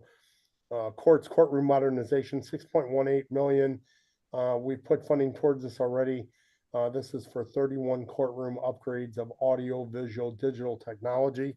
And we are in process on doing some of that with Amanda now, as I talked about previously. And then this miscellaneous courthouse upgrades, this is a discretionary fund that they're asking for, very similar to my building repair fund. If something comes up, they can address it with a work order rather than try to find the funding if it happens. If you flip to the next page, you get the family juvenile court, gate, key card striping, outdoor yard, and lot security upgrades. I think that's somewhat self-explanatory for 500,000. Better security for those areas at the juvenile detention center. The next one down, family court and juvenile detention center, doors, locks, residential upgrade. They're asking to upgrade the doors and locks, an additional residential unit so that they can house more individuals in a secure environment. ITSA switch network recapitalization. That's a big item. It should be, instead of 600,000, it should be 100,000 with $10,000 annually is what they're asking for. Not 600, should go to 100,000 and be 10,000 annual ask. So I don't know if we want to do that as a capital item. Again, I mentioned they had grant funding for it, so I think they do have some other funding as well. They're trying to use up first. The Hyper-V server is not 400,000, that is 900,000. And that is a multi-year project of 225,000 for 4 years. And that one, I know they really would like to get some funding for that and get that project started. And then the core switch replacement is 400,000, and that's 100,000 a year for 4 years. Flip to the next page.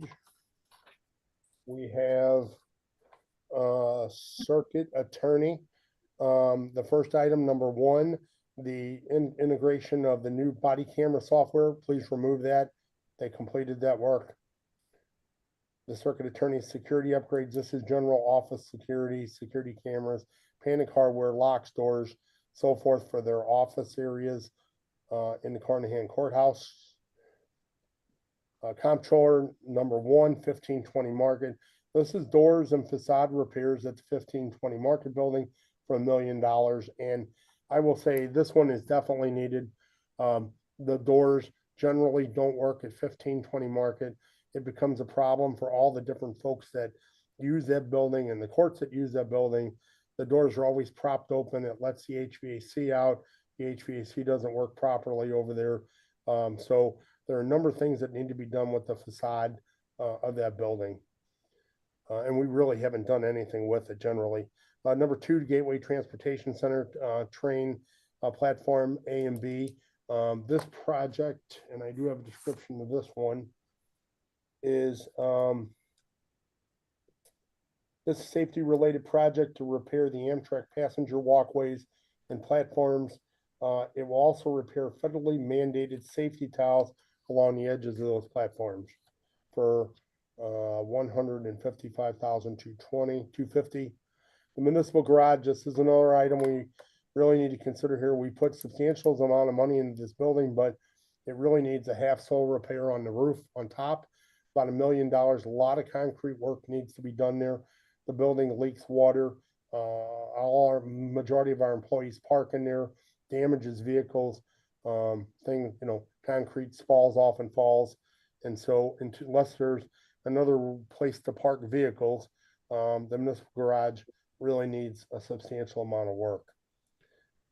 Drop down the street department tow lot, relocation of the towing operation, about $6 million. What that does, it takes the tow lot from its current location up on Hall Street, which is way undersized for what the vehicles that it stores there. The building has been substantially damaged during the tornado that came up about a year or two ago, not the most recent one, actually prior to that. The roof lifted up and set back down. There are a lot of issues with that building, including the question of who actually owns that building. We believe that Metro actually owns the building, and we don't believe the city actually owns it. That's correct, Rich. We do not own that building. Yeah, We do not own that property. And just a further comment, our office has been working with the street department on some solutions that are a whole lot less costly than what's shown there. I think the next step is going to be that we need to sit down with them in the mayor's office and talk it through. But we do not own that building. It is owned by Metro. I'm sorry, that property is owned by Metro. So, see, right. And so that's fine, Jim. This is the idea here was to move it to the MSI property and develop a tow lot there. But if you guys have a better solution, more power to you. That's great. Well, that's one of the choices, but it won't cost $6 million. Okay. Well, that's good. I mean, we got to put it somewhere hopefully where there's developed utilities that we can tap into. South Refuse. This is miscellaneous building repairs to the existing South Refuse garage building, which is adjacent to the incinerator building at 4100 South First Street. There are a myriad of items that need to be done there as far as the heaters in the building, the roofing, the locker rooms, all these type of things to keep that building up to grade for about 40 employees to work in there daily. And so there is a discussion about the actual transfer station moving up the hill through a grant through Susan Taylor and the Port Authority, but there is no location or facility where the dumpster operation or where the drivers are going to report to. And so for the short term, that building needs a number of repairs to make it livable for our employees to work out of there. And then number 3 is replace 2 makeup air units and exhaust fans. That is actually in the incinerator building where Randy Breitenfeld resides. And so, the question is, how long is that going to be? I don't have an ETA on that new transfer facility. I believe it's at least a year, if not 18 months. So, that unit down there has failed. We need to get some new units down there to keep that facility warm. And then last on my list here is the old municipal courts building next door to City Hall, secure the windows and doors. We have an estimated cost of about $225,000 to secure all the windows and doors. and keep our unhoused population and other intruders out of that building. And there's a lot of concerns about that with its location and proximity to City Hall, where the Board of Aldermen park, other office folks that park out there. So $225,000 would seal that building up until such a time when development would happen with it. That's all I have for Jay. Rich, a couple things. Early, I believe in last month, Streets did some transfers to address some of the more immediate capital needs on the refuse. I don't know necessarily whether that's this item or not, but I do know they did do a transfer to address some of the heating units. I imagine the list is pretty long, so. So I don't know about that, Paul. I did talk to Director Jackson about it. Streets did not submit anything with their budget for capital, and that's where the 3 items came from, is my discussion with Director Jackson and Commissioner Flake. Okay. And Ben, I know you had your hand raised earlier. Did we? Were you okay, or did you? Well, yeah, the 3 items I want to ask about are actually on this last slide. So. Okay. Okay, and so I'll stop there with buildings. The last thing we have is we have city vehicles, which we show a critical needs list on H1 of about $42.5 million, and then a listing of a number of vehicles. And then H2, which other city vehicles, is all refuse, and that's at about $3.274 million. And again, a whole listing of all the vehicles, and then you see kind of a blue line on where we are generally getting an idea of what we think the funding could or might be in reference to what we've had in the past. So city vehicles, we're at about $3.5 million, and refuse, I believe we're at about $3.5–4 million as well. And typically what we have done on vehicles is that we've allocated a certain amount, and we just work, and ESD through Rich has set it up as a priority.